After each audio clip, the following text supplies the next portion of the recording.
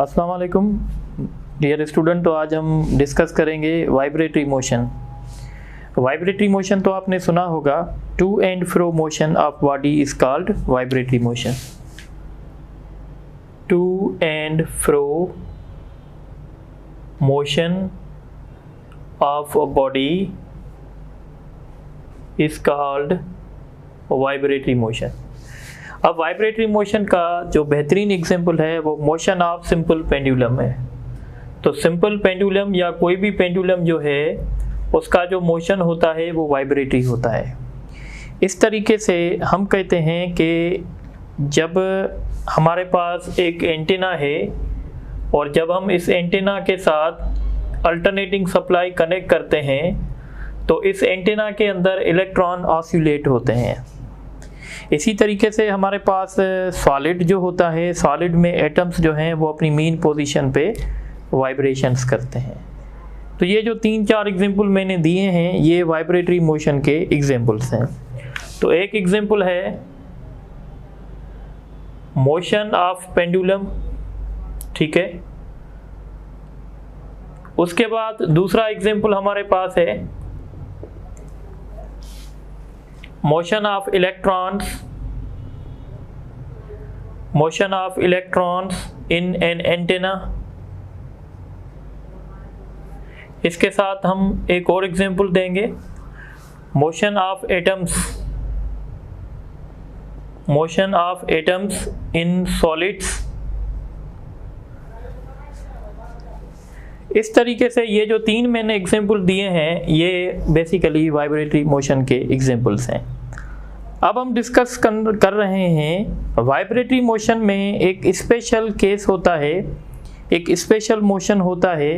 यानी हम simple words में ये कह सकते हैं ऐसा वाइब्रेटरी मोशन जिसमें एक्सेलरेशन डायरेक्टली प्रोपोर्शनल हो डिस्प्लेसमेंट के साथ और उसका डायरेक्शन हमेशा मीन पोजीशन पे हो, तो ऐसे मोशन को कहते हैं simple harmonic motion. What is simple harmonic motion? A vibratory motion in which acceleration is directly proportional to displacement from the mean position and always directed towards the mean position। ऐसा motion जिसमें acceleration depend कर रही हो, directly proportional हो displacement के साथ। यानी जितना ज़्यादा डिस्प्लेसमेंट हो उतनी ज़्यादा एक्सेलरेशन हो और एक्सेलरेशन का जो डायरेक्शन हो वो हमेशा टुवर्ड्स द मीन पोजीशन हो। तो ऐसे मोशन को हम कहते हैं सिंपल हार्मोनिक मोशन, SHM। एक बात याद रखें, हर simple harmonic motion vibratory motion हो सकता है, पर हर vibratory motion simple harmonic motion नहीं हो सकता। तो इसके लिए हम डेफिनेशन लिखेंगे, it is a vibratory motion in which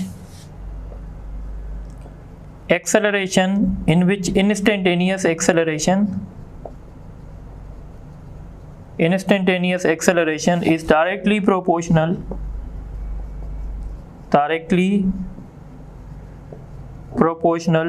to the displacement and always directed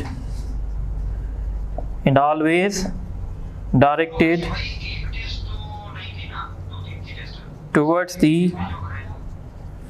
mean position। ठीक है, यानी acceleration is directly proportional to mean displacement and always directed towards the mean position. तो ये कंडीशन है simple harmonic motion की। अब simple harmonic motion का एक हम एग्जांपल दे देते हैं। जैसे एक हमारे पास एग्जांपल है motion of spring mass oscillator. ठीक है, अब हम तसव्वुर करेंगे कि हमारे पास एक स्प्रिंग है, इस स्प्रिंग के साथ एक मास ब्लॉक हमने अटैच कर दिया है। ये समझें कि हॉरिजॉन्टल टेबल पे, फ्रिक्शन लेस टेबल पे ये पड़ा हुआ है। हमने क्या किया है कि हमने इसको थोड़ा सा स्ट्रेच किया, ऐसे स्ट्रेच किया है और इसको जो हमने स्ट्रेच किया है वो समझें कि हमने इसमें स्ट्रेच लेकर आए हैं, यहाँ से लेकर यहाँ तक ये जो हमने स्ट्रेच यानी डिस्प्लेसमेंट जो हम लेके आए हैं वो x0 लेके आए हैं। अब हम जैसे ही इसको यहाँ से रिलीज़ करेंगे, जैसे हम इसको स्ट्रेच करते जा रहे हैं तो इसमें एक इलास्टिक रीस्टोरिंग फोर्स डेवलप हो रहा है। ये इलास्टिक रीस्टोरिंग फोर्स क्या करेगा, जैसे हमने पिछले लेक्चर में पढ़ा था, ये स्प्रिंग को अपनी मीन पोजीशन पे ले आएगा। जैसे ही स्प्रिंग मीन पोजीशन पे आएगा ना, यहाँ पे जैसे ही स्प्रिंग अपनी मीन पोजीशन पे आ जाएगा, यहाँ पे स्प्रिंग नहीं रुकेगा क्योंकि इसके साथ ब्लॉक अटैच है और ब्लॉक अटैच होने की वजह से इसके पास इनर्शिया है और इनर्शिया की वजह से ये यहाँ पे नहीं रुकेगा बल्कि ये थोड़ा सा आगे चला जाएगा। जैसे ही ये आगे चला जाएगा तो इसकी वजह से ये आपका स्प्रिंग अब कंप्रेस हो जाएगा। जब आपका स्प्रिंग कंप्रेस होगा तो इसने अगेन एक डिस्प्लेसमेंट कवर किया है और ये डिस्प्लेसमेंट हम कहेंगे -x0 है क्योंकि ये राइट साइड पे था, ये लेफ्ट साइड पे है। जैसे ही ये स्प्रिंग डिस्प्लेसमेंट करेगा फिर से इसमें इलास्टिक रीस्टोरिंग फोर्स डेवलप होगा और उस इलास्टिक रीस्टोरिंग फोर्स की वजह से अब क्या होगा, अब ये स्प्रिंग आप इसको वापस अपनी ओरिजिनल पोजीशन में ले आएगा। यानी अब जैसे ही दोबारा फिर ये स्प्रिंग ऐसे होगा और दोबारा ये मीन पोजीशन पे नहीं रुकेगा क्योंकि इनर्शिया की वजह से यहाँ पे ये नहीं रुकेगा और ये आगे चला जाएगा एक्सट्रीम पोजीशन पे। ठीक है, जैसे ये मीन पोजीशन क्रॉस करेगा इसमें डेसेलरेशन आ जाएगी और डेसेलरेशन आने की वजह से ये यहाँ पे दोबारा जो है वो आपका ब्लॉक जो है यहाँ पे रुक जाएगा। इस तरीके से हम कहेंगे कि एक साइकिल हमारी कंप्लीट हुई है। फिर से देख लें जो सीन है, हमारे पास एक स्प्रिंग है और हमारे पास एक ब्लॉक है जो इस स्प्रिंग के साथ अटैच है। शुरुआत में हमने क्या किया है, इसको स्ट्रेच किया। जैसे ही हम इस स्प्रिंग को स्ट्रेच करेंगे इलास्टिसिटी की वजह से इसमें रीस्टोरिंग फोर्स डेवलप होगा जिसका फार्मूला है F = kx0। ठीक है, अगर आप इस F को देखेंगे तो ये F ma के बराबर होता है। ठीक है, इसका मतलब है अगर आप एक्सेलरेशन फाइंड करेंगे तो k/m x0 होगा और k/m जो है वो कांस्टेंट है। तो इसका मतलब है, और इसका डायरेक्शन हुक्स लॉ में आप समझते हैं माइनस की साइन आती है, तो इसका मतलब हुआ acceleration is directly proportional to x0। तो हम कह सकते हैं कि ये जो मोशन है ये सिंपल हार्मोनिक है।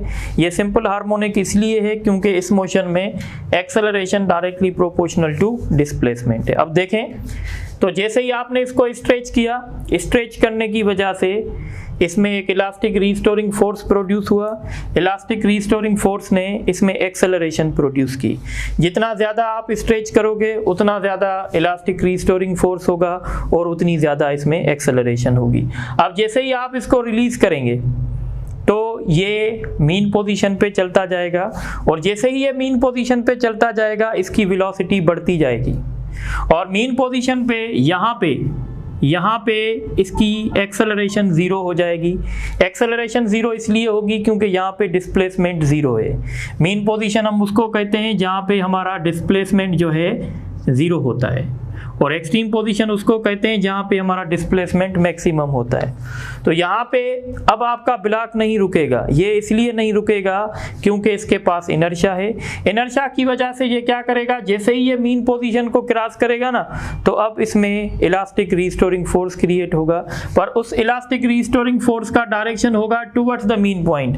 तो अब डिस्प्लेसमेंट ऐसे आएगा और इलास्टिक रीस्टोरिंग फोर्स का डायरेक्शन ऐसे है। तो अब इलास्टिक रीस्टोरिंग फोर्स क्या करेगा, इसको सबसे पहले रोकने की कोशिश करेगा। जब तक ये इसको रोके तब तक आपका स्प्रिंग कंप्रेस हो जाएगा और जैसे ही स्प्रिंग कंप्रेस होगा दोबारा इसमें इलास्टिक रीस्टोरिंग फोर्स डेवलप हो जाएगा। अब ये इलास्टिक रीस्टोरिंग फोर्स क्या करेगा, इसको मीन पोजीशन पे ले आएगा। जब ये इसको मीन पोजीशन पे ले आएगा तो इसकी वेलोसिटी बढ़ती जाएगी। अगेन ये मीन पोजीशन पे नहीं रुकेगा। ठीक है, ये मीन पोजीशन पे नहीं रुकेगा इनर्शिया की वजह से, और ये मीन पोजीशन को क्रॉस करके एक्सट्रीम पोजीशन पे चला जाएगा। और जैसे ये मीन पोजीशन को क्रॉस करेगा इसमें फिर से डिसेलरेशन आएगी, और डिसेलरेशन आने की वजह से ये ब्लॉक किसी ना किसी पॉइंट पे जाके रुक जाएगा। पर जब तक ये रुके तब तक ये एक डिस्प्लेसमेंट कवर कर लेगा जिसको हम x0 कहेंगे। तो इस पूरे डिस्कशन से आपने देखा कि इस मोशन में acceleration directly proportional to displacement है।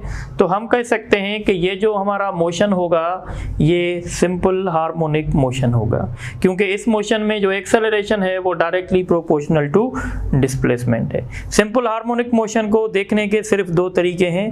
पहले आप देखेंगे क्या ये वाइब्रेटरी मोशन है, तो बिल्कुल ये वाइब्रेटरी मोशन है। क्या इस मोशन में acceleration directly proportional to displacement है, तो इस मोशन में acceleration directly proportional to displacement भी है। ठीक है, अब देखें, अब हम एक बात और आपसे डिस्कस करेंगे ये क्लियर करने के लिए। देखें, हमारे पास सपोज करें एक अर्थ है और हमने अर्थ पे डायामीटर पे एक होल किया है। ठीक है, डायामीटर पे एक होल किया है, ये अर्थ का सेंटर है और यहाँ से हम कोई बॉल रिलीज करेंगे। अगर हम इस होल में ये बॉक्स ड्रॉप करेंगे तो ये बॉल क्या होगा, ये ball acceleration due to gravity की वजह से towards the centre of earth आएगा। और जैसे ही ये toward the centre of earth आएगा, आपको पता है इसकी एक्सेलरेशन कम होती जाएगी, क्योंकि जैसे ही हम सेंटर के करीब आते जाते हैं एक्सेलरेशन कम हो जाती है। और जब ये सेंटर ऑफ अर्थ पे आएगा तो यहाँ पे इसकी एक्सेलरेशन 0 हो जाएगी। पर यहाँ पे ये बॉल नहीं रुकेगा। क्यों नहीं रुकेगा? क्योंकि इस बॉल के पास इनर्शिया है। इनर्शिया की वजह से जैसे ही ये सेंटर को क्रॉस करेगा अब इसमें डिसेलरेशन आएगी। डिसेलरेशन क्यों आएगी? क्योंकि एक्सेलरेशन ड्यू टू ग्रेविटी का डायरेक्शन ऊपर है और बॉल का मोशन जो है इस डायरेक्शन में है। तो जैसे ही ये सेंटर को क्रॉस करेगा, सेंटर को क्रॉस करने के बाद इसमें डिसेलरेशन आएगी, और जब इसमें डिसेलरेशन आएगी इसकी वेलोसिटी कम होती जाएगी और यहाँ पे इसकी वेलोसिटी 0 हो जाएगी। और जब इसकी वेलोसिटी यहाँ पे 0 हो जाएगी तो फिर एक्सेलरेशन ड्यू टू ग्रेविटी की वजह से ये कहाँ जाएगा? ये टुवर्ड द सेंटर ऑफ अर्थ जाएगा। और जैसे ही ये टुवर्ड द सेंटर ऑफ अर्थ जाएगा इसकी एक्सेलरेशन कम होती जाएगी, क्योंकि जैसे ही हम सेंटर के करीब चलते जाते हैं एक्सेलरेशन कम हो जाती है। Again at the centre acceleration become 0, पर दोबारा ये यहाँ पे नहीं रुकेगा क्योंकि इसके पास इनर्शिया है, और उसकी वजह से ये जैसे ही सेंटर को क्रॉस करेगा अब इसमें डिसेलरेशन आती जाएगी और ये यहाँ पे रुक जाएगा। और ये यहाँ पे जब रुक जाएगा फिर से एक्सेलरेशन ड्यू टू ग्रेविटी की वजह से ये नीचे आएगा। यानी अगर हम देखेंगे तो ये अगर हमारी अर्थ का डायामीटर है तो हम देखेंगे कि ये बॉल इस डायामीटर पे सिंपल हार्मोनिक मोशन परफॉर्म करेगा। वही बात है, इस मोशन में बॉल की एक्सेलरेशन कहाँ पर होगी? यहाँ पर, क्योंकि यहाँ पे मीन पोजीशन से डिस्प्लेसमेंट ज़्यादा है। बात मेरी समझ में आ रही है? तो हम कहेंगे यहाँ पे एक पॉइंट लिखेंगे, if a hole is bored on the diameter of earth and a ball is released, then and if ball is dropped into hole it will perform simple harmonic motion। ये सिंपल हार्मोनिक मोशन परफॉर्म करेगा। देखें, simple harmonic जो motion होता है ना, वो हम उस सिस्टम में क्रिएट कर सकते हैं जिस सिस्टम के पास इलास्टिसिटी भी हो और इनर्शिया, यानी जिसके पास इनर्शिया की प्रॉपर्टी भी हो। देखें, अब ये जो स्प्रिंग मास आपका अरेंजमेंट था, क्या इसके पास इलास्टिसिटी थी? यस, स्प्रिंग की वजह से इसके पास इलास्टिसिटी थी। क्या इसके पास इनर्शिया है? यस, मास की वजह से इसके पास इनर्शिया है। देखें, इलास्टिसिटी का काम क्या था? एक्सट्रीम पोजीशन से मीन पोजीशन लेके जाना। फिर मीन पोजीशन से जो एक्सट्रीम पोजीशन पे लेके गया वो कौन था? वो इनर्शिया था। तो देखें, आधा काम इलास्टिसिटी करेगी और आधा काम इनर्शिया करेगी। इसलिए पॉइंट ये है कि आप किसी भी सिस्टम में अगर सिंपल हार्मोनिक मोशन क्रिएट करवाना चाहते हैं तो उस सिस्टम के पास इनर्शिया भी होना चाहिए, उस सिस्टम के पास इलास्टिसिटी भी होनी चाहिए। सो यहाँ पे एक और पॉइंट लिखेंगे, इन ऑर्डर टू क्रिएट या in order to develop SHM in a system, it must have elasticity and inertia। इसके पास इनर्शिया भी हो, इलास्टिसिटी भी हो। दोबारा मेरी बात सुन लें, जब आप इस स्प्रिंग को स्ट्रेच कर रहे थे मीन पोजीशन से एक्सट्रीम पोजीशन ले आए, तो एक्सट्रीम पोजीशन से मीन पोजीशन कौन लेके गया? तो हम कहेंगे इलास्टिसिटी लेके गई, क्योंकि इलास्टिसिटी वो प्रॉपर्टी है जो इसको पोजीशन रीगेन करवाना चाहती है with the help of elastic restoring force. ठीक है, पर जब ये मीन पोजीशन पे आ गया तो इलास्टिसिटी का काम खत्म हो गया। अब ये मीन से फिर एक्सट्रीम क्यों गया? तो हम कहेंगे इसके साथ ब्लॉक लगा हुआ था और उसके पास इनर्शिया था, यानी इनर्शिया ने इसको क्या किया, मीन से एक्सट्रीम ले गया। और दोबारा फिर एक्सट्रीम से मीन कौन ले आया? फिर से इलास्टिसिटी ले आया। इलास्टिसिटी जब दूसरी एक्सट्रीम से मीन ले आया तो फिर ये मीन से एक्सट्रीम क्यों चला गया? Again we will say inertia की वजह से। तो इसलिए मैंने पॉइंट लिखी है, in order to develop the simple harmonic motion in a system it must have elasticity and inertia. अब एक बात समझें, देखें, एक बात ये भी क्लियर करें, सिंपल हार्मोनिक मोशन ऐसा मोशन होता है जिसमें ना तो वेलोसिटी कांस्टेंट होती है ना ही एक्सेलरेशन कांस्टेंट होती है। ठीक है, पहले तो हम ये लिखेंगे, in simple harmonic motion acceleration and velocity are not constant, ये वेरी होते रहते हैं। अब दूसरी काम की बात सुने, देखें, एक्सेलरेशन डिपेंड करेगी डिस्प्लेसमेंट पे। एक्सेलरेशन की एक्सप्रेशन थोड़ी देर के बाद भी डिस्कस करूंगा, या अभी हमने बना ली थी हुक्स लॉ की मदद से। ये एक्सेलरेशन की इक्वेशन है, माइनस वेक्टर्स की वजह से है, ठीक है ना, क्योंकि इस एक्सेलरेशन का और डिस्प्लेसमेंट का डायरेक्शन अपोजिट है। अगर डिस्प्लेसमेंट ऐसे होगा, एक्सेलरेशन ऐसे होगी। अब एक बात समझें, देखें, ये सिंपल हार्मोनिक मोशन ऐसा मोशन होता है जिसमें जिस इंस्टेंट पे एक्सेलरेशन मैक्सिमम होती है उस इंस्टेंट पे वेलोसिटी जीरो होती है। जैसे अगर आप एक्सट्रीम पोजीशन पे देखें तो एक्सट्रीम पोजीशन पे क्या होगा कि जैसे ही बॉडी मीन से एक्सट्रीम आएगी ना, तो उसकी वेलोसिटी आहिस्ता आहिस्ता कम हो जाएगी और एक्सट्रीम पे हम कहेंगे उसकी एक्सेलरेशन मैक्सिमम वेलोसिटी जीरो। तो आप अगर एक्सट्रीम पे देखें तो एक्सट्रीम पे इसकी एक्सेलरेशन मैक्सिमम है और इसकी वेलोसिटी जीरो है। इस तरीके से आप मीन पे देखें तो इसकी वेलोसिटी इसकी इंक्रीज मैक्सिमम हो गई है मीन पे और इसकी एक्सेलरेशन जीरो हो गई है। तो सिंपल हार्मोनिक मोशन में जिस जगह पे वेलोसिटी मैक्सिमम होती है उस जगह पे एक्सेलरेशन जीरो होती है। तो एक पॉइंट हम ये समझ लेते हैं, in simple harmonic motion at an instant if acceleration is maximum then velocity is zero and vice versa। Vice versa का मतलब है इसके उल्टा हो सकता है, यानी जिस जगह पे वेलोसिटी मैक्सिमम होगी उस जगह पे एक्सेलरेशन जीरो होगी। तो ये बात आई होप कि आपको समझ में आनी चाहिए। अच्छा, अब एक बात हम और समझ लेते हैं, ये हमारे पास था, एक है हमारे पास एक्सट्रीम से हम जाएंगे मीन और फिर हम जाएंगे मीन से एक्सट्रीम। ये थोड़ी सी बातें हैं, क्लियर कर लें। तो जब हम एक्सट्रीम से मीन जाते हैं, यानी जब हम इस पॉइंट से इस पॉइंट जाते हैं तो क्या होता है, तो जब हम एक्सट्रीम से मीन जाएंगे, यानी अगर मैं ऐसे समझाऊं कि ये मीन है जहाँ पे x जीरो है, ये एक्सट्रीम वन है जहाँ पे x प्लस एक्स नॉट के बराबर है और यहाँ पे x माइनस एक्स नॉट के बराबर है। ठीक है, इस x नॉट को हम एम्पलीट्यूड कहते हैं, वो भी मैं बताऊंगा थोड़ी देर के बाद कि एम्पलीट्यूड क्या होता है। या आप लिख लें भले, व्हाट इज एम्पलीट्यूड?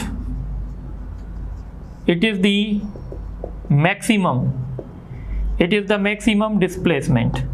देखें यहाँ से लेकर यहाँ तक ये मैक्सिमम डिस्प्लेसमेंट है, तो इसको हम एम्पलीट्यूड कह सकते हैं। यहाँ से लेकर यहाँ तक भी हम इसको एम्पलीट्यूड कह सकते हैं। तो जब हम एक्सट्रीम से मीन जाएंगे, जब भी यानी जब हम यहाँ से यहाँ तक जाएंगे तो क्या होगा, अब बात थोड़ी समझें। एक्सेलरेशन क्या होगी? तो जैसे हम एक्सट्रीम से मीन जाएंगे डिस्प्लेसमेंट कम होता जाएगा, तो जब डिस्प्लेसमेंट कम होता जाएगा तो हम कहेंगे एक्सेलरेशन कम होती जाएगी, एक्सेलरेशन डिक्रीज होती जाएगी। What about velocity? तो वेलोसिटी यहाँ पे इंक्रीज हो जाएगी। वेलोसिटी इसलिए इंक्रीज होगी क्योंकि हमारी एक्सेलरेशन जो हमारे पास होगी वो पॉजिटिव होगी। रीज़न ये है कि यहाँ पे acceleration and velocity have same direction, दोनों के डायरेक्शन सेम है, ठीक है। पर जैसे ही हम मीन से एक्सट्रीम जाएंगे, मीन से एक्सट्रीम फिर क्या होगा, अब एक्सेलरेशन इंक्रीज होने लगेगी, क्योंकि जब हम मीन से एक्सट्रीम जाएंगे तो डिस्प्लेसमेंट बढ़ेगा, डिस्प्लेसमेंट बढ़ेगा तो एक्सेलरेशन बढ़ेगी। What about velocity? वेलोसिटी के साथ क्या होने वाला है? तो हम कहेंगे वेलोसिटी डिक्रीज होगी, क्योंकि जैसे जब हम मीन से एक्सट्रीम जाएंगे ना, तो ये डायरेक्शन वेलोसिटी का होगा और ये डायरेक्शन एक्सेलरेशन का होगा। वेलोसिटी और एक्सेलरेशन दोनों का डायरेक्शन अपोजिट होगा। जब वेलोसिटी और एक्सेलरेशन का डायरेक्शन अपोजिट होता है तो हम कहते हैं वेलोसिटी कम होने लगती है। इसका रीज़न ये है कि acceleration and velocity both are opposite. तो ये थोड़ी सी पॉइंट आप नोट करें तो फिर हम आगे डिस्कस करते हैं।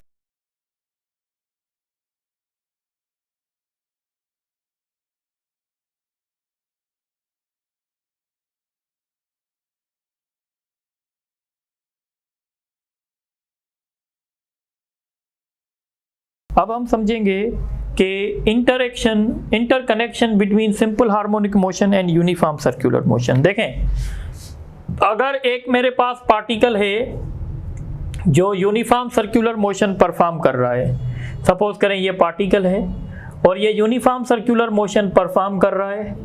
इस पार्टिकल्स के मैंने वेरियस पॉइंट्स आपको बता रहा हूँ।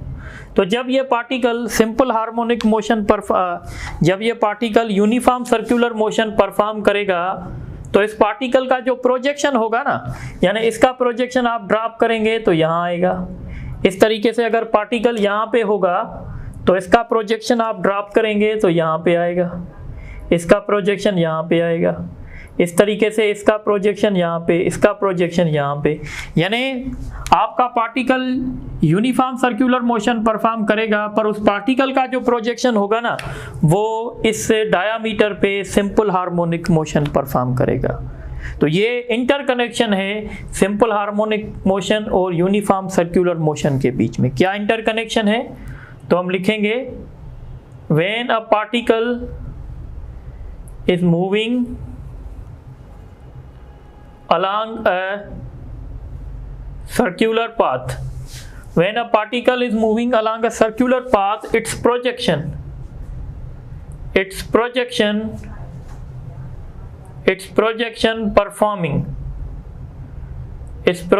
performing simple harmonic motion along the diameter। ये इनके बीच में रिलेशन है। अब ये रिलेशन सिर्फ आप लोगों को याद रखना है। अब हम एक्सप्रेशंस पढ़ेंगे। तो सबसे पहले हम एक्सप्रेशन पढ़ेंगे। नंबर 1, एक्सप्रेशन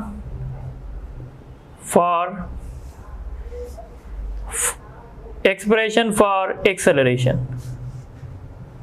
एक्सेलरेशन की एक्सप्रेशन क्या है? तो थोड़ी देर पहले हमने ड्राइव की थी, ठीक है। तो एक्सप्रेशन फॉर एक्सेलरेशन है a is equal to minus k upon m x. ये x जो है ये डिस्प्लेसमेंट है, माइनस की जो साइन है ये सिर्फ डायरेक्शन के लिए होती है, तो हम इसको एलिमिनेट भी कर सकते हैं। ये एक्सेलरेशन की इक्वेशन है, ठीक है। या हम कह सकते हैं expression for instantaneous acceleration. Instantaneous acceleration. अब आप मुझे बताएं कि ये अगर एक्सप्रेशन एक्सेलरेशन की है तो ये मैक्सिमम कहाँ पे हो सकती है, मिनिमम कहाँ पे हो सकती है। तो आप सबको पता है ये एक्सेलरेशन, अगर हम इस एक्सेलरेशन की बात करें तो हम यहाँ पे तीन बातें कर सकते हैं। एक, हम बात करेंगे कि भाई ये एक्सेलरेशन हमारे पास जो है ये मैक्सिमम कहाँ हो सकती है, मिनिमम कहाँ हो सकती है और ज़ीरो कहाँ। तो देखें, अगर आप एक्सट्रीम पोजीशन पे हैं, एट एक्सट्रीम पोजीशन, तो एक्सट्रीम पोजीशन पे आपका x नॉट के बराबर होगा, क्योंकि एक्सट्रीम पोजीशन पे आपका डिस्प्लेसमेंट ज़्यादा होगा। तो इसका मतलब है एक्सट्रीम पोजीशन पे एक्सेलरेशन मैक्सिमम होगी, और मैक्सिमम एक्सेलरेशन का फार्मूला होगा k/m x नॉट। ठीक है। इसी तरीके से अगर आप मीन पोजीशन पे हैं, एट मीन पोजीशन पे क्या होने वाला है, x आपका 0 हो जाएगा। जब x आपका 0 हो जाएगा और इस इक्वेशन में आप x की जगह 0 पुट करेंगे तो क्या होगा, एक्सेलरेशन 0 हो जाएगी। तो एक्सेलरेशन 0 कहाँ होगी, मीन पोजीशन पे, और एक्सेलरेशन मैक्सिमम कहाँ होगी, एक्सट्रीम पोजीशन पे। ठीक है, तो ये बात क्लियर हो गई। पर इनमें से बीच में से एक क्वेश्चन आता है। बीच में से क्वेश्चन क्या आएगा, आप देखें। अगर आपसे पूछूं, अगर मैं एक्सट्रीम से मीन जा रहा हूं तो एक्सेलरेशन क्या होगी, तो आप देखेंगे जैसे ही हम एक्सट्रीम से मीन आएंगे तो x कम होता जाएगा। इसका मतलब है एक्सेलरेशन जो है डिक्रीज होती जाएगी। पर इसी तरीके से अगर हम मीन से एक्सट्रीम जाएंगे, तो जब हम मीन से एक्सट्रीम जाएंगे तो आपको पता है कि डिस्प्लेसमेंट इंक्रीज होता जाएगा, तो एक्सेलरेशन जो है इंक्रीज होती जाएगी। तो ये एक्सेलरेशन की बात हो गई। अब एक्सेलरेशन के बाद हम बात करेंगे इंस्टेंटेनियस वेलोसिटी की, एक्सप्रेशन फॉर इंस्टेंटेनियस वेलोसिटी। तो वेलोसिटी की एक्सप्रेशन जो है वो है √k/m √x0² x²। अब वही बात हम करेंगे भाई, मीन पोजीशन पे क्या होने वाला है, या सबसे पहले देख लेते हैं एट एक्सट्रीम पोजीशन या एट मीन पोजीशन पे हमारा x 0 है। अगर हम यहाँ पे x का वैल्यू 0 रखेंगे तो वेलोसिटी का वैल्यू ज़्यादा आएगा, तो वेलोसिटी मैक्सिमम हो जाएगी, और मैक्सिमम वेलोसिटी का फार्मूला है k/m x0, क्योंकि ये x0 स्क्वायर है, स्क्वायर अंडर रूट से कैंसिल हो जाएगा। इसी तरीके से जब हम एक्सट्रीम पॉइंट पे होंगे, एट एक्सट्रीम पोजीशन पे x जो है वो x0 के बराबर हो जाएगा। जब x x0 के बराबर हो जाएगा और यहाँ पे आप x0 रखेंगे तो x0 माइनस x0 0 हो जाएगा। इसका मतलब है वेलोसिटी क्या हो जाएगी, 0 हो जाएगी। ठीक है, तो वेलोसिटी 0 होगी एक्सट्रीम पोजीशन पे और वेलोसिटी मैक्सिमम होगी मीन पोजीशन पे। तो इससे साफ जाहिर है कि जब हम एक्सट्रीम से मीन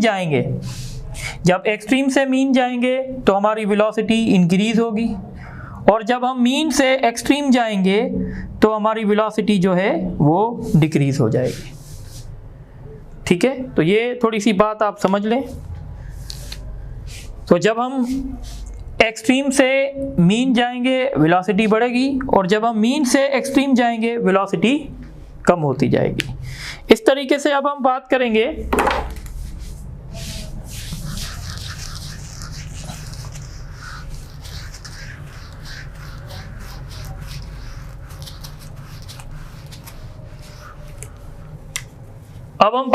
काइनेटिक एनर्जी की, expression for kinetic energy. So kinetic energy की एक्सप्रेशन है 1/2k x0² माइनस x²। ये काइनेटिक एनर्जी की एक्सप्रेशन है। इसका मतलब है अगर हम देखें भाई काइनेटिक एनर्जी मीन पोजीशन पे क्या होगी, ठीक है, एट मीन पोजीशन। तो मीन पोजीशन पे जो x है वो x हमारा 0 हो जाएगा। जब x हमारा 0 हो जाएगा, ये वैल्यू 0 हो जाएगा, इसका मतलब है हमारी काइनेटिक एनर्जी मैक्सिमम होगी। तो काइनेटिक एनर्जी मैक्सिमम होगी, और मैक्सिमम काइनेटिक एनर्जी का फार्मूला होगा 1/2k x नॉट स्क्वायर। इस तरीके से जब हम एक्सट्रीम पोजीशन की बात करेंगे, एट एक्सट्रीम पोजीशन, तो एक्सट्रीम पोजीशन पे ये x किसके बराबर होगा, x नॉट के। जब x नॉट के बराबर होगा तो ये पूरा वैल्यू क्या हो जाएगा, फिर ये पूरा वैल्यू जो है 0 हो जाएगा। इसका मतलब है मेन पोजीशन पे काइनेटिक एनर्जी मैक्सिमम और एक्सट्रीम पोजीशन पे काइनेटिक एनर्जी 0 होगी। कॉमन सेंस है, जिस पॉइंट पे वेलोसिटी मैक्सिमम होती है उस पॉइंट पे काइनेटिक एनर्जी मैक्सिमम होती है, जिस पॉइंट पे वेलोसिटी 0 होती है उस पॉइंट पे काइनेटिक एनर्जी भी 0 होती है।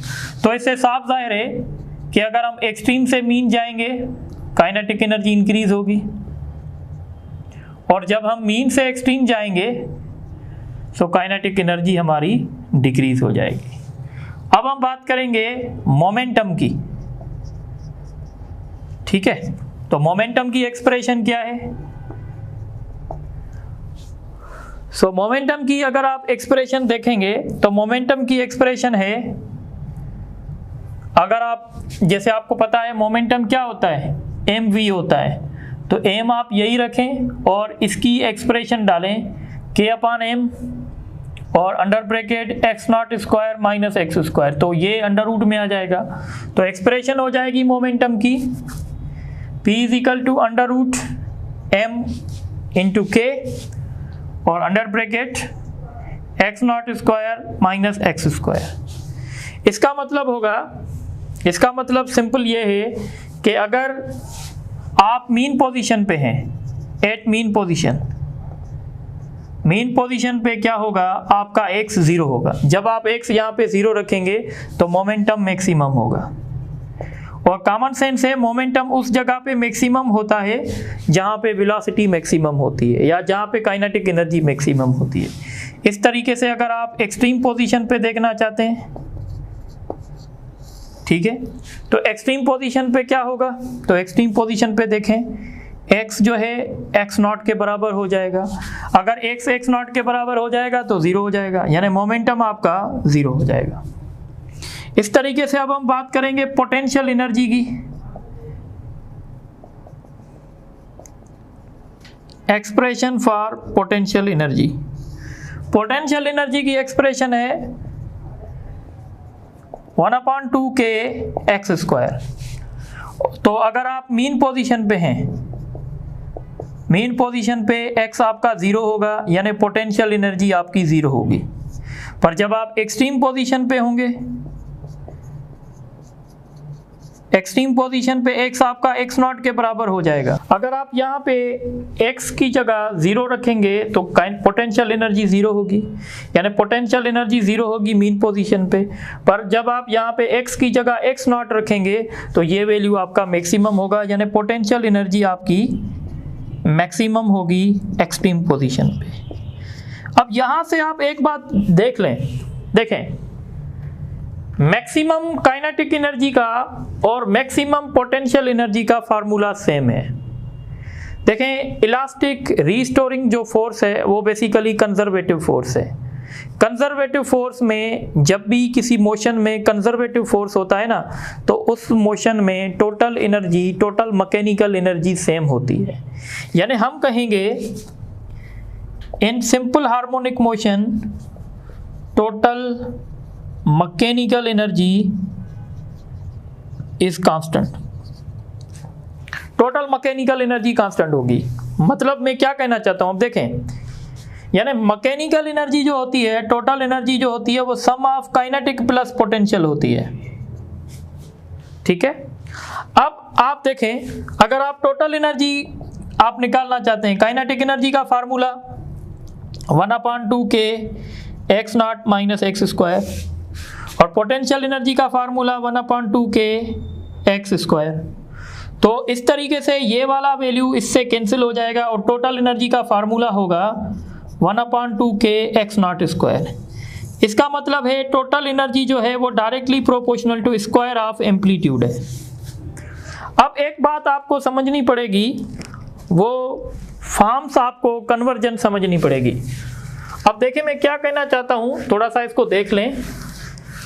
जैसे टोटल एनर्जी हमेशा सेम रहेगी, ये मीन पोजीशन है, ये एक्सट्रीम 1 है, ये एक्सट्रीम 2 है।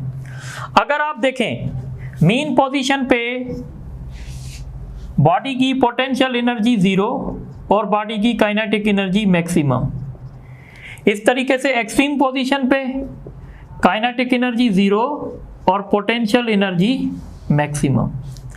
तो इसका मतलब होगा, पर अगर हम टोटल एनर्जी की बात करेंगे तो जितनी टोटल एनर्जी यहाँ पे होगी उतनी टोटल एनर्जी यहाँ पे होगी, क्योंकि टोटल एनर्जी का फार्मूला हमेशा क्या है, 1/2 kx0²। अगर आप यहाँ पे टोटल एनर्जी फाइंड करें तो टोटल एनर्जी क्या है, पोटेंशियल एनर्जी 0 और काइनेटिक एनर्जी मीन पोजीशन पे कितनी होगी, 1/2 kx0²। इसका मतलब है टोटल एनर्जी कितनी हो गई, 1/2 kx0²। इसी जगह यहाँ पे कैलकुलेट करेंगे तो यहाँ पे काइनेटिक एनर्जी की जगह 0 रखेंगे और पोटेंशियल एनर्जी एक्सट्रीम पॉइंट पे कितनी होती है, 1/2 kx0²। तो यहाँ पे मैक्सिमम हो जाएगी। तो इसका मतलब ये हुआ कि जब हम, मतलब कहने का ये है कि जब हम मीन से एक्सट्रीम जाएंगे, मीन से जब एक्सट्रीम जाएंगे तो लॉस होगा किसमें, लॉस होगा काइनेटिक में, और जितना काइनेटिक में लॉस होगा उतना गेन किसमें होगा, उतना गेन होगा पोटेंशियल में। इस तरीके से जब हम एक्सट्रीम से मीन जाएंगे, एक्सट्रीम से जब हम मीन जाएंगे तो पोटेंशियल में लॉस होगा, लॉस इन पोटेंशियल, और गेन किस में होगा, गेन इन काइनेटिक। इस तरीके से जब हम एक्सट्रीम पोजीशन पे होंगे, एक्सट्रीम पोजीशन पे टोटल एनर्जी किसके बराबर होगी, टोटल एनर्जी काइनेटिक एनर्जी के बराबर होगी। और जब हम मीन पोजीशन पे होंगे, एक्सट्रीम पोजीशन पे टोटल एनर्जी पोटेंशियल एनर्जी के बराबर होगी, और मीन पे टोटल एनर्जी जो होगी वो काइनेटिक के बराबर होगी, क्योंकि यहाँ पे काइनेटिक एनर्जी 0 होगी, यहाँ पे पोटेंशियल एनर्जी 0 होगी। तो ये भी आपसे क्वेश्चन कर सकते हैं। अब ये सारा डिस्कशन आपने देखा, अब हम इसको एक टेबल में समराइज कर रहे हैं, ठीक है। तो आई होप कि आप मेरी बातें समझ रहे हैं। अब इस टेबल को हम समराइज कैसे करेंगे, आप देखें, यहाँ पे हम कुछ कॉलम बनाएंगे, ठीक है।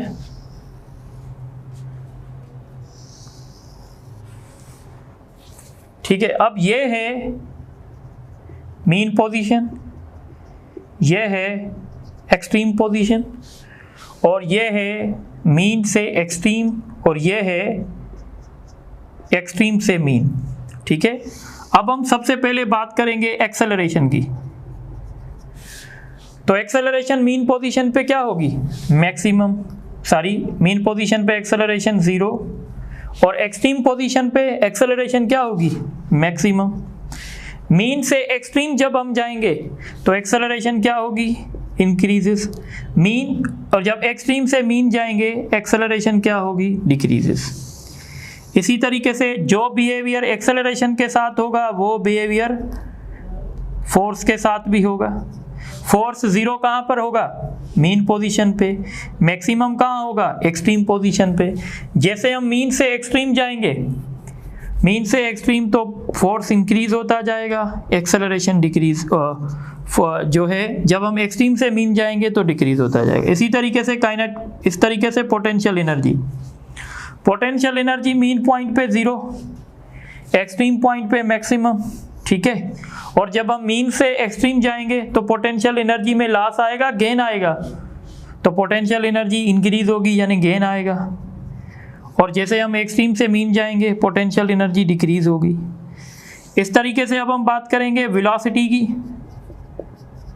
ठीक है। तो वेलोसिटी आपको पता है एक्सेलरेशन के रिवर्स है, यानी 0 है तो यहाँ पे मैक्सिमम, मैक्सिमम है तो यहाँ पे 0, इंक्रीज है तो यहाँ पे डिक्रीज, डिक्रीज है तो यहाँ पे इंक्रीज। इस तरीके से जो बिहेवियर वेलोसिटी के साथ होगा वो बिहेवियर काइनेटिक एनर्जी के साथ होगा, वो बिहेवियर मोमेंटम के साथ होगा। तो इन तीनों में हम ये लिख सकते हैं, ठीक है। डिक्रीज हो जाएगी, इंक्रीज, और मैक्सिमम, 0, डिक्रीज और इंक्रीज। इस तरीके से ये कुछ टेबल है जो बहुत इम्पॉर्टेंट है, तो आप इसको नोट करें तो फिर हम आगे डिस्कस करते हैं।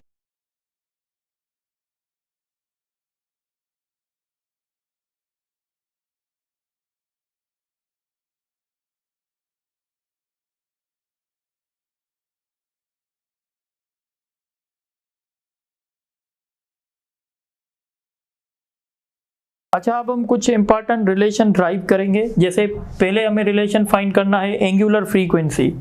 एंगुलर फ्रीक्वेंसी को हम ओमेगा कहते हैं, ठीक है। अब ओमेगा का रिलेशन आप जानते हैं, आपने पढ़ा होगा कि v is equal to x naught omega, ठीक है। इसका मतलब है, और v का वैल्यू आपको पता है, v का वैल्यू क्या होता है, ठीक है। तो v आप खुद भी निकाल सकते हैं। सो इस तरीके से ये यहाँ से आपका फार्मूला बनेगा। आप कहेंगे कि ओमेगा जो है वो बराबर होगा under root k upon m. तो ओमेगा का फार्मूला होगा under root k upon m. इसका मतलब है omega is directly proportional to spring constant, under root square root of spring constant, and omega is inversely proportional to square root of mass. इस तरीके से दूसरा relation है time period का।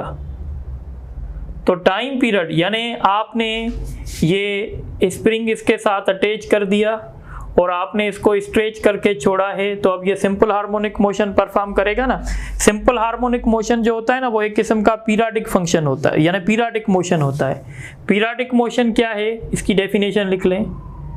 What is periodic motion? तो हम कहते हैं a motion which repeats itself after equal interval of time।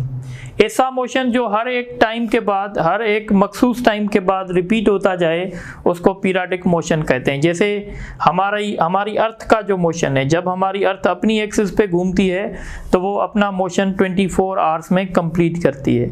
तो हम कहते हैं जैसे हमारा डेली रोटेशन ऑफ अर्थ है वो एक किस्म का पीरियडिक मोशन है। इस तरीके से ये जो सिंपल हार्मोनिक मोशन भी है, ये भी एक किस्म का पीरियडिक मोशन है। अगर हम मान लेते हैं कि simple harmonic motion is a periodic motion, तो फिर हमें बताना पड़ेगा कि ये कितने टाइम के बाद रिपीट होगा, यानी ये कितना टाइम लेगा जब इसकी एक साइकिल रिपीट होगी, तो उसको कहेंगे टाइम पीरियड। तो टाइम पीरियड का फार्मूला होगा T is equal to 2 pi m upon k। इसका मतलब है टाइम पीरियड जो होगा वो डायरेक्टली प्रोपोर्शनल करेगा स्क्वायर रूट ऑफ मास के साथ। यानी अगर हम ये मास हेवी रखेंगे तो टाइम पीरियड ज़्यादा होगा, अगर हम ये मास लाइटर रखेंगे तो टाइम पीरियड कम होगा। And this time period is inversely proportional to 1 upon k, यानी is inversely proportional to spring constant. इस तरीके से अब हम डिस्कस करेंगे जो तीसरा हमारे पास फैक्टर है, वो है फ्रीक्वेंसी। फ्रीक्वेंसी आपको पता है रेसिप्रोकल ऑफ टाइम पीरियड है, तो इसलिए 1 अपान 2 पाई, 2 पाई का रेसिप्रोकल 1 अपान 2 पाई होगा और इसका k अपान m होगा।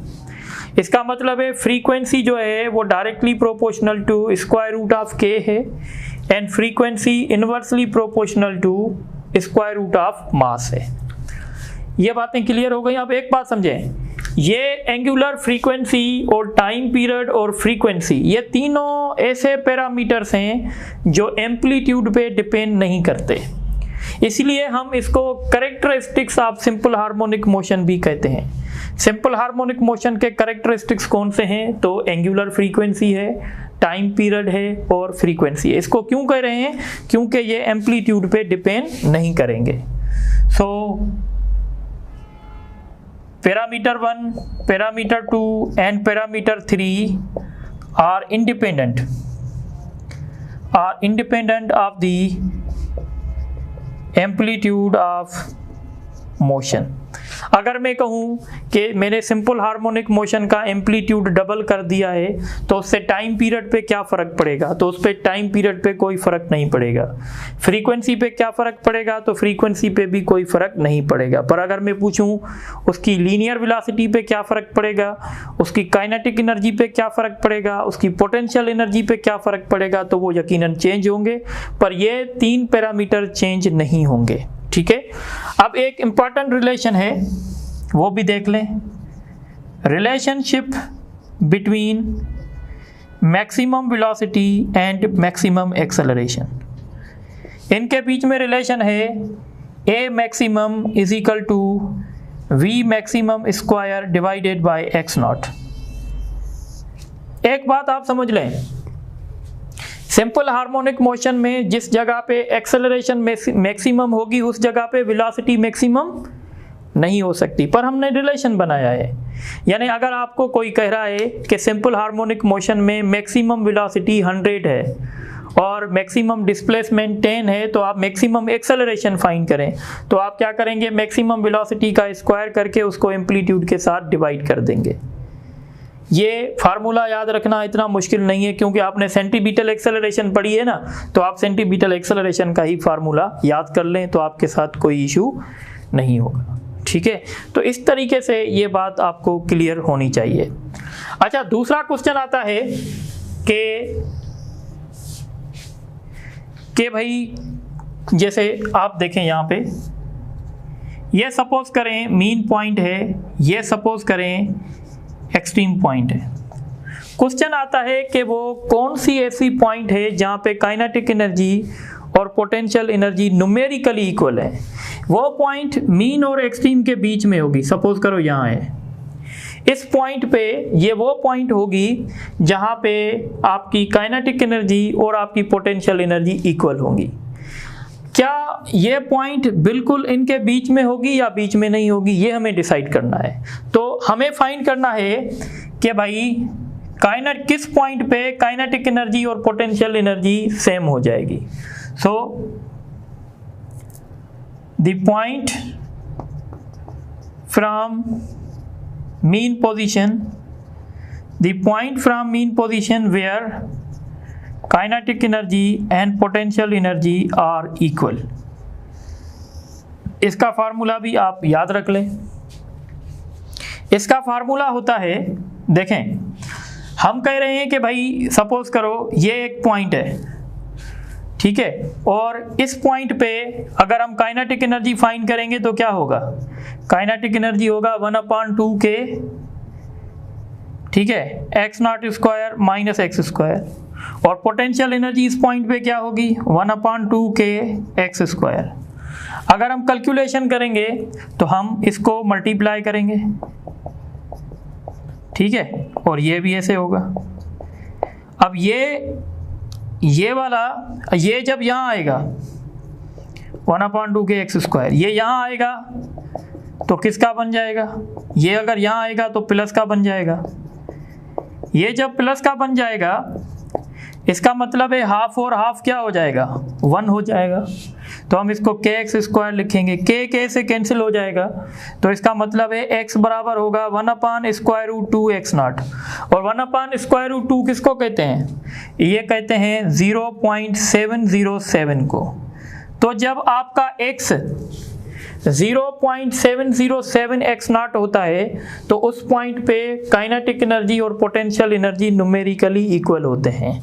कभी कभी हम इसको ऐसे भी लिख सकते हैं, ऐसे, मतलब मैं अगर आपको एक MCQs देता हूँ, मैं कहता हूँ एक सिंपल हार्मोनिक मोशन है, उसमें एम्पलीट्यूड जो है वो 100 सेंटीमीटर है, तो बताओ मीन पॉइंट से कितने डिस्टेंस पे काइनेटिक एनर्जी और पोटेंशियल एनर्जी इक्वल हो जाएंगे। तो आप क्या करेंगे, मैंने आपको पॉइंट बता दी है, वो 0.707 एक्स नॉट है, तो आप क्या करेंगे, इस पॉइंट पे एक्स नॉट का वैल्यू रख लेंगे, तो आप कहेंगे 70.7 सेंटीमीटर पे जब हम मीन पॉइंट से 70.7 सेंटीमीटर चलेंगे तो यहाँ पे उसकी काइनेटिक एनर्जी और पोटेंशियल एनर्जी न्यूमेरिकली इक्वल हो जाएंगी।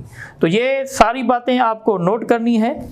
अब लास्ट में एक हम इसकी एक्सप्रेशन पढ़ेंगे। एक्सप्रेशन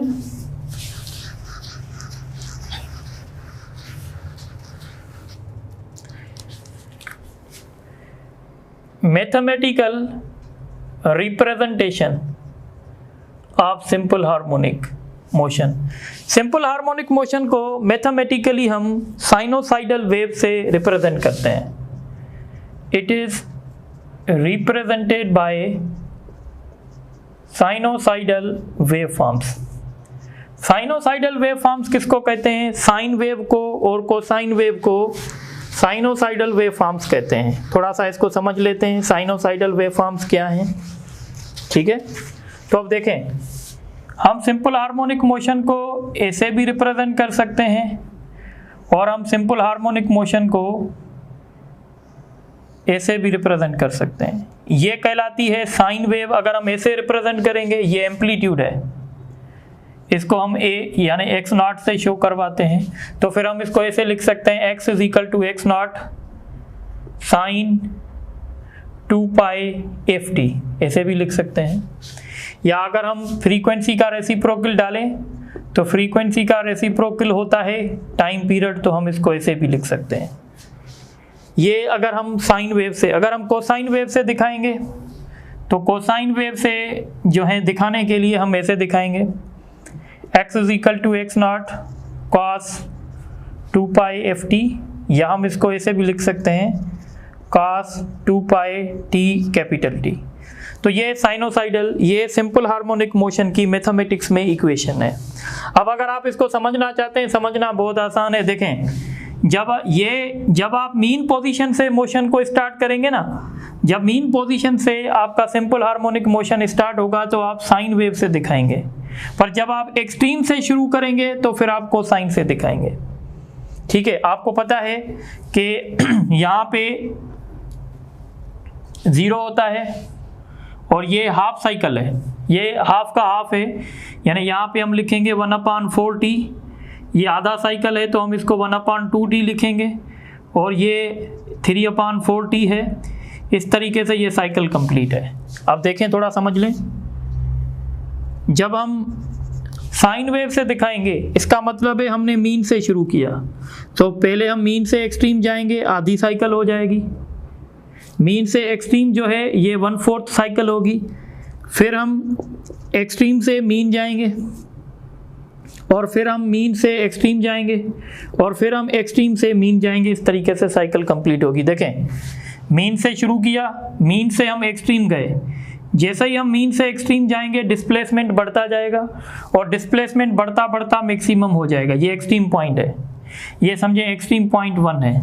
और फिर हम एक्सट्रीम से मीन आएंगे, तो जब हम एक्सट्रीम से मीन आएंगे डिस्प्लेसमेंट कम होता जाएगा, तो ये डिस्प्लेसमेंट कम हो गया और हम एक्सट्रीम से मीन आ गए। अब हम मीन से दूसरी एक्सट्रीम जा रहे हैं, जब हम मीन से दूसरी एक्सट्रीम जाएंगे तो डिस्प्लेसमेंट बढ़ता जाएगा, पर उसका डायरेक्शन दूसरा होगा, इसलिए उसको मैं नेगेटिव में शो कर रहा हूँ।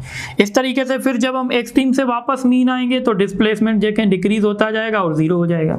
इस तरीके से एक साइकिल कंप्लीट हो गई। पर जब हम अपना मोशन एक्सट्रीम से शुरू करेंगे तो एक्सट्रीम से फिर हम कॉस वेव से दिखाएंगे, कोसाइन वेव से। यहाँ पे ये एक्सट्रीम 1 है। अब एक्सट्रीम 1 से हम कहाँ आ रहे हैं? मीन पे, तो डिस्प्लेसमेंट कम होता जाएगा। ये देखें डिस्प्लेसमेंट कम हो गया, और यहाँ पे डिस्प्लेसमेंट आपका 0 हो गया, इसका मतलब है आप मीन पे आ गए। फिर हम इस मीन से दूसरी एक्सट्रीम जाएंगे, मीन से हम दूसरी एक्सट्रीम, तो आपको पता है डिस्प्लेसमेंट बढ़ता जाएगा, डिस्प्लेसमेंट बढ़ता गया। अब हम दूसरी एक्सट्रीम से दोबारा कहाँ आ रहे हैं? दूसरी एक्सट्रीम से दोबारा हम मीन आ रहे हैं, तो आपको पता है डिस्प्लेसमेंट कम होता जाएगा। और जब हम मीन से दोबारा दूसरी एक्सट्रीम जाएंगे, इस तरीके से हमारी साइकिल भी कंप्लीट होगी, तो आप देखेंगे हमारा डिस्प्लेसमेंट बढ़ता जाएगा। तो हम दोनों वेव फॉर्म से दिखा सकते हैं। ये आपके लिए बहुत इंपॉर्टेंट इक्वेशन है। ये जो एक्स नॉट है हम इसको एम्पलीट्यूड कहते हैं। कभी कभी आपको क्वेश्चन देते हैं, आपको कहते हैं ये एक सिंपल हार्मोनिक मोशन है, ठीक है, 100 पाई टी। ये एक सिंपल हार्मोनिक मोशन है, बताएं इस सिंपल हार्मोनिक मोशन का एम्पलीट्यूड कितना है? तो आप इसको कंपेयर करवाएंगे, आप इसको ऐसे कंपेयर करवाएंगे। भाई आपने पढ़ा था 2 पाई एफ टी, तो यहाँ पे एक्स नॉट है, यहाँ पे 100 है, इसका मतलब है एक्स नॉट कितना हो गया? 100। ये आपका एम्पलीट्यूड हो गया। अच्छा, अब आप फ्रीक्वेंसी कैसे फाइंड करेंगे? तो आपको पता है यहाँ पे 100 पाई टी है और यहाँ पे 2 पाई ft होता है, पाई पाई से कैंसिल, टी टी से कैंसिल, इसका मतलब है f होगा 100 डिवाइडेड बाई 2 यानी 50 हर्ट्ज। तो आपने यहाँ से फ्रीक्वेंसी भी फाइंड कर ली। अगर आपको टाइम पीरियड बोलेंगे, आपको पता है time period is the reciprocal of frequency, आप इसका रेसिप्रोकल निकालेंगे तो आपको टाइम पीरियड मिल जाएगा। इस तरीके से हम ये न्यूमेरिकल्स भी करेंगे, बहरहाल आप इसको अच्छे तरीके से समझ लें। अच्छा, एक बात और होती है, देखें ये बस लास्ट हमारा डिस्कशन है, इसको अच्छे तरीके से नोट कर लें। देखें, एक होता है मीन से half of extreme, half of extreme. देखें यहाँ पे ऐसे समझें, अगर हम मीन से एक्सट्रीम जाएंगे तो मीन से एक्सट्रीम जाने के लिए हमें कितना टाइम होगा, तो इसका मतलब है जब हम मीन से एक्सट्रीम जाएंगे इसका मतलब होगा कि हमें जो भी टाइम पीरियड होगा उसका 4th पार्ट हम जो है यूटिलाइज करेंगे। तो मीन से एक्सट्रीम जाने के लिए हमें 1/4t लगता है। इस तरीके से अगर हम एक एक्सट्रीम से दूसरी एक्सट्रीम जाएंगे इसका मतलब होगा हाफ साइकिल होगी। देखें, अगर एक एक्सट्रीम से दूसरे एक्सट्रीम तक जाने के लिए ये हाफ साइकिल है और हाफ साइकिल में हमें टाइम लगेगा 1/2t। इस तरीके से जब हम मीन से हाफ ऑफ एक्सट्रीम जाएंगे तो कितना टाइम लगेगा, मीन से हाफ ऑफ एक्सट्रीम। जब हम मीन से हाफ ऑफ एक्सट्रीम जाएंगे तो हमारा मोशन फास्ट होता है, जब हम मीन से हाफ ऑफ एक्सट्रीम जाएंगे तो हमारा मोशन फास्ट होता है। जब हमारा मोशन फास्ट होता है इसका मतलब है हमें टाइम कम लगेगा और हमें टाइम लगेगा 1/12t। मीन से हाफ ऑफ एक्सट्रीम जाने के लिए हमें टाइम लगेगा 1/12t। पर अगर हम एक्सट्रीम से हाफ ऑफ मीन जाएंगे इसका मतलब है कि जब हम एक्सट्रीम से, ये देखें, ये मीन से जब हम हाफ ऑफ एक्सट्रीम जाएंगे यहाँ तक, तो मीन से एक्सट्रीम, जैसे ही बॉडी मीन से एक्सट्रीम आती है ना, तो मीन से मोशन तेज़ी से आता है, जैसे ही बॉडी एक्सट्रीम के तरफ जाती है उसकी वेलोसिटी कम होती है। इसलिए मीन से हाफ ऑफ एक्सट्रीम बॉडी जल्दी आ जाती है और हाफ ऑफ एक्सट्रीम से एक्सट्रीम तक बॉडी स्लो आती है, यानी टाइम ज़्यादा लगता है। तो इसलिए हम कहेंगे कि एक्सट्रीम से हाफ ऑफ मीन जो है वो बॉडी 1/6t में आएगी। तो कभी कभी आपसे पूछते हैं कि जब बॉडी मीन से हाफ ऑफ एक्सट्रीम आएगी तो ये मोशन फास्ट होगा या हाफ ऑफ एक्सट्रीम से जब बॉडी एक्सट्रीम जाएगी तो ये मोशन फास्ट होगा। तो मैं लिख लेता हूँ, यहाँ पे मोशन क्या होगा, फास्ट, यहाँ पे मोशन क्या होगा, स्लो। तो ये सारी बातें आपको समझ में आनी चाहिए, तो आप ये अच्छे तरीके से नोट कर लें। आज के लेक्चर की लेंथ बहुत ज़्यादा हो गई है, फिर इंशाल्लाह कल हम इस पे MCQs डिस्कस करेंगे। Thank you very much.